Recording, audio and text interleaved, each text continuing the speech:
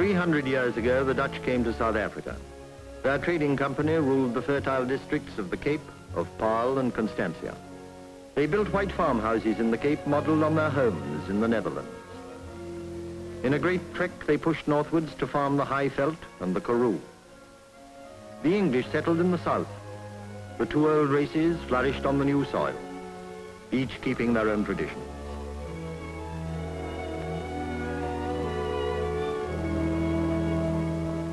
Gold was discovered on the Witwatersrand, and now our mines are among the richest in the world. We mined gold and diamonds and rare metals. Chrome is being mined here, essential for war and peaceful industry.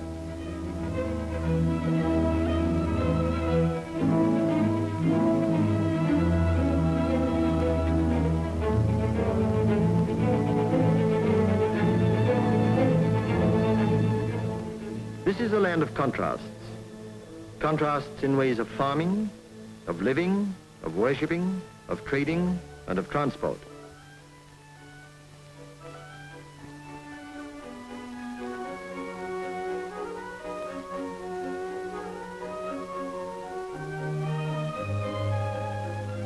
After much strife, we had peace between our three main races, Dutch, British, Bantu.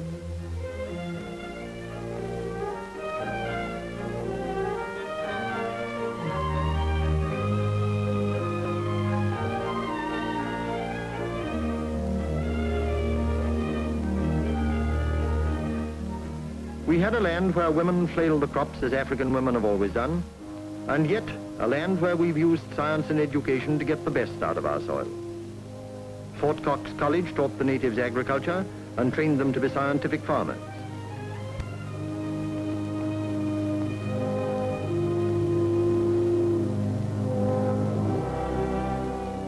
We had our universities and schools as the basis for our democracy. Above all, we had peace.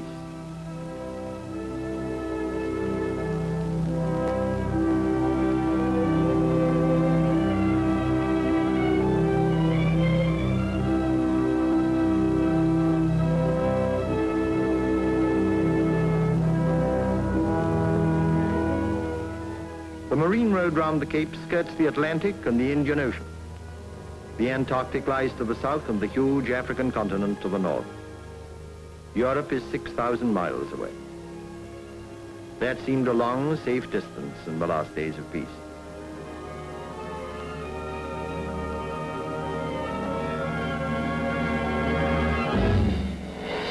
September 1939. The British government declared war. As a Dominion, we weren't bound by their declaration. We had to decide for ourselves, our people in our parliament. Our cabinet split. General Smuts led the debate for 2 days. On the 6th September, we decided. We decided in full responsibility as a free and sovereign Dominion. Now we had to back our decision. Our ancestors had fought for our freedom in the past on the veldt. Now we were fighting as a united nation.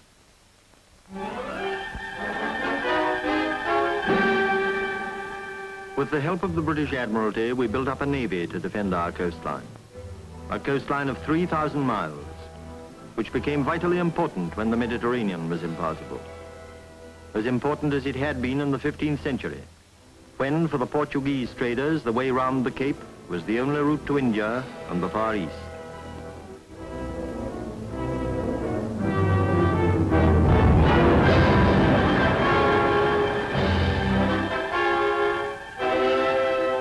Young South Africans, English and Afrikaners, joined the Air Force. The British government lent us RAF experts to teach radio location and gunnery. British pilots helped our air training scheme, which the Union government founded early in the war.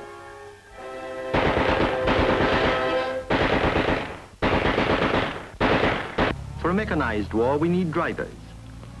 But there are difficulties when an African, who may never have worn a boot before, learns to drive army fashion. His feet cased in army boots have no sense of feel. He has to acquire this to feel his clutch and accelerator.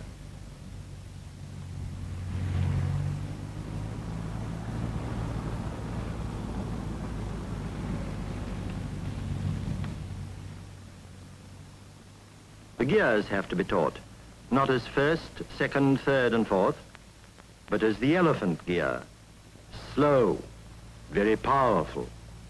The ox gear, the donkey gear, and the gear of the racehorse. He runs fastest, but can't pull a load. Perhaps he's never seen a city. This astonishing contraption teaches him how to pass another lorry on the road.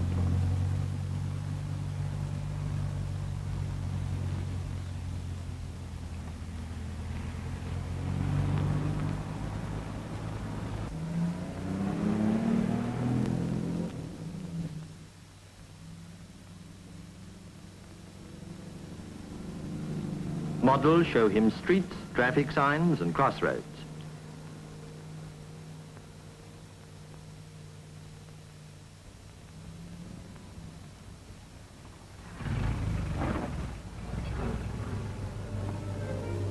Then he goes out for the first time, and it all becomes real.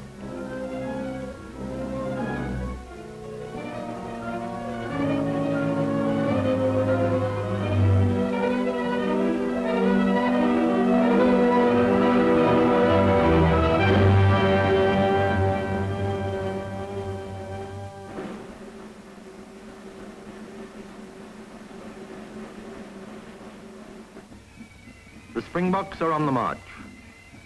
United, despite the efforts of Nazi propaganda to split the English from the Dutch, they marched to Mogadishu and El Wak and helped to drive the Fascists out of Abyssinia. They were in Eritrea, Libya, and Tunis, and they're still marching. They all fought well. This is General Pienaar, one of South Africa's heroes. Later, he was killed in an air crash. He and Sergeant Quentin Smythe, whom he's decorating with the VC, stand for many brave men.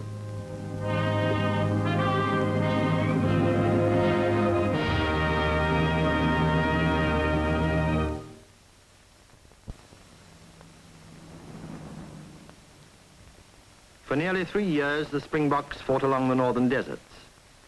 Today, those who come back to us on leave find many things changed. The long-term plan for industry has been speeded up. We were building this great foundry for peacetime industry. With the war, we finished it in record time, and now it's making steel for war transport and armored cars. And in this common danger, we've also learnt something. Learnt to live and work together. Blacks and whites, men and women are working in our munition factories.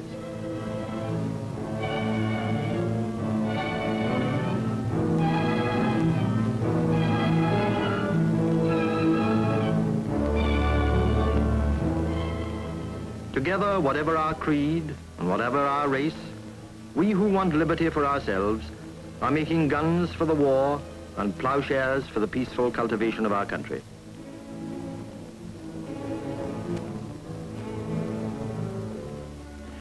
For war and peace to us both mean farming. Farming for maize and soya beans, fruit and tobacco. Carting our mealies to the threshing ground.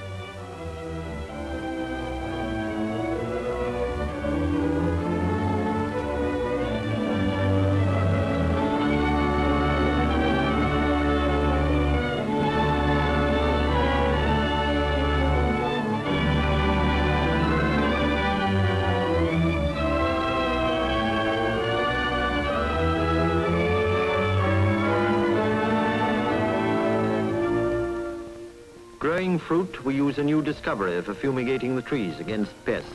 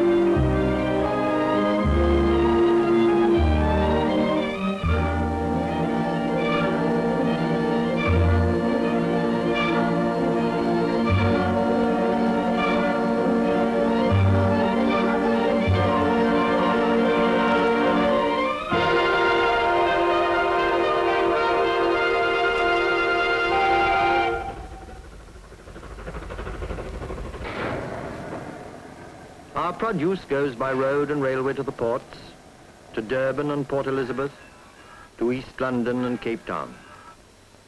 The products of our fields and factories go south for shipment abroad, for the long voyage to another hemisphere whose future we have made our concern. New docks have been built and old ones enlarged, for we are not producing for ourselves alone, but for the armies in Africa and Russia, in Europe and the Middle East. We're sending butter and meat and fish to our troops and allies.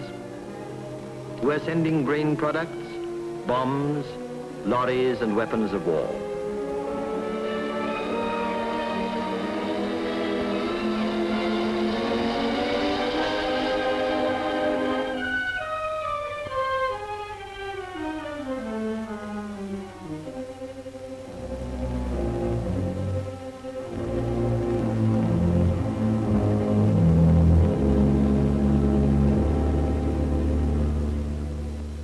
And we are sending our men.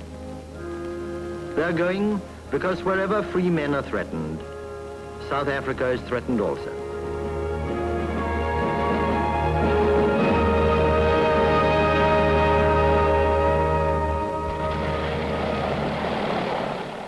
U-boats hunt in our waters too, and our naval forces and coastal command protect the convoys as they start out on their 6,000-mile journey.